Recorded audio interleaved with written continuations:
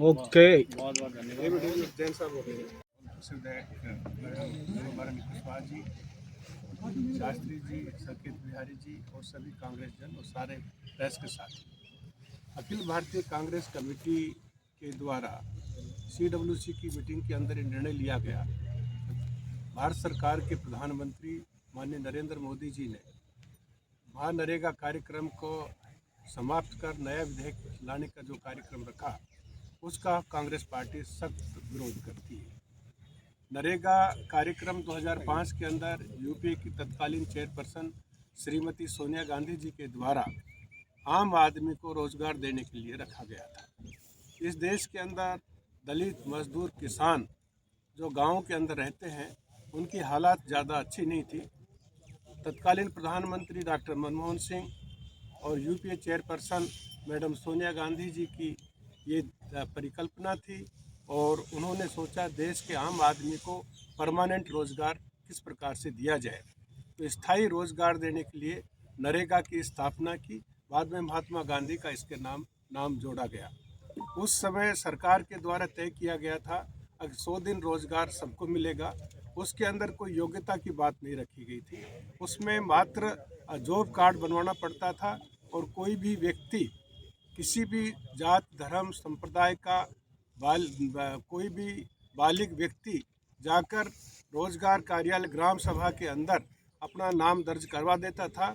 2 सप्ताह तक अगर उसको वेट करना पड़ता और 2 सप्ताह के अंदर अगर उनको रोजगार नहीं दिया जाता तो सरकार के द्वारा उसको स्टाइफंड देने की बात उस विधेयक के अंदर की गई थी। और 100 दिन के लिए सभी स्त्री पुरुष बिना भेदभाव के सबको रोजगार की ये बात वायदा किया था। उस समय सरकार के अधिकारियों के ऊपर भी शिकंजा कसा गया था। अब कोई सरकारी अधिकारी, कर्मचारी अगर रोजगार देने में कोताही बरतेगा तो उसको पनिश किया जाएगा, उसको दंडित किया जाएगा। नया जो विधेयक आया है, उस विधेयक के अंदर ये सब चीज़ें खत्म करने की बात कही गई है। उस समय एक सबसे बड़ी महत्वपूर्ण बात कही गई थी, अगर 90% जो पैसा था वो केंद्र सरकार के बजट के द्वारा निर्धारित हुआ था और 10% मात्र स्टेट गवर्नमेंट को देना पड़ता था। उस विधेयक के अंदर सबसे जो महत्वपूर्ण बात थी वो ये बात थी कि कोई भी इस स्टेट सरकार के ऊपर खर्चा वहन नहीं किया जाएगा और जितना भी खर्चा होता वो सब का सब केंद्र सरकार, बजट की कोई सीमा नहीं थी, उसका बजट असीमित था और उस बजट के लिए ऊपर केंद्र सरकार पे डिपेंड था। केंद्र सरकार सारा काम करती थी। उस समय 2005 से और 2025 तक जितने काम देश के अंदर और राजस्थान प्रदेश के अंदर हुए हैं वो ऑन रिकॉर्ड है। 4,000 करोड़ लोग 4 करोड़ के लगभग 4,000 करोड़ के लगभग लोगों को रोजगार मिलने का काम हुआ। और साथ ही साथ जो हमारे विशेष ज़िले हैं, बांसवाड़ा है, धौलपुर है, बारा है, इस तरह जो पिछड़े ज़िले हमारे रहे हैं उन सब के अंदर लोगों को इतना रोज़गार मिला कि आप कल्पना नहीं कर सकते। बाड़मेर जैसलमेर के अंदर जितने टाके बने, जितने रोड बने, वो सब एक रिकॉर्ड के अंदर है और इतिहास में दर्ज है। इतना डेवलपमेंट हुआ कि आप सोच नहीं सकते। वो नरेगा के अंदर हुआ। अब जो नया विधेयक आया है जी राम जी के नाम से, सबसे बड़ी बात तो है कि महात्मा गांधी का राम नाम सत्य करने का काम इन लोगों ने किया है।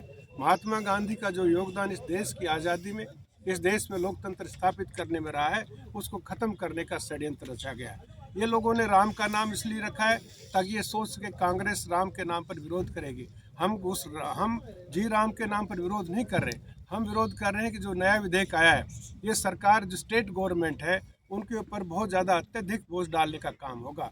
अब पहले 90% जो पैसा था वो सेंट्रल गवर्नमेंट वहन करती थी और नए विधेयक के अंदर 60% पैसा स्टेट गवर्नमेंट के ऊपर, 60% पैसा केंद्र देगी और 40% पैसा स्टेट गवर्नमेंट को वहन करना पड़ेगा।